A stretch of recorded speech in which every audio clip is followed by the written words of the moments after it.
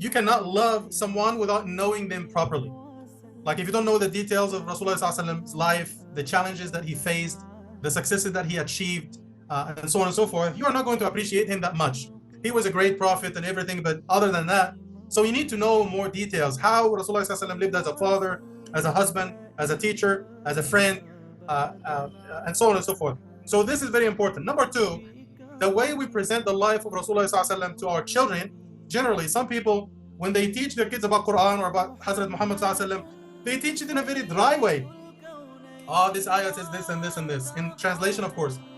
This hadith, this and this. It's in a very dry way.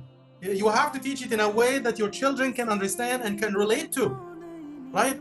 So you have to bring it down to their level. You have to explain it in an engaging way so your kids will appreciate the life of Rasulullah. So this is number two. You teach it to them in a way they understand it. And this is why it's very good when kids watch movies, cartoon movies about Sahaba, about the Prophet ﷺ. Of course, they don't show the Prophet ﷺ or the Sahaba, but you can see it in action.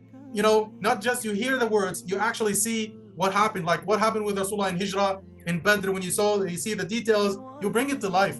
And number three, it's very important for parents and teachers to reflect the life of Rasulullah ﷺ in their actions, the way they behave with people, the way they interact with others.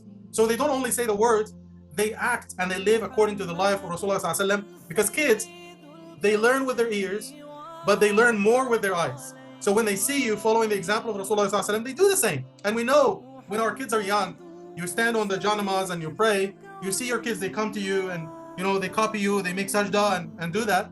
If you just tell them pray, pray, pray, and they're like very young, maybe they'll not listen, but if they see you, they will follow your example. And there's so much to say, but I think these three, inshallah, will sum up the way we should learn about the Prophet ﷺ. Learn more about him in a way that you can understand, in a way that you can relate to, in a way that you can apply to your life. And the third one, of course, it's important for the teachers and the parents to also follow the example of Rasulullah ﷺ, so our kids will look up to them and follow their example, inshallah.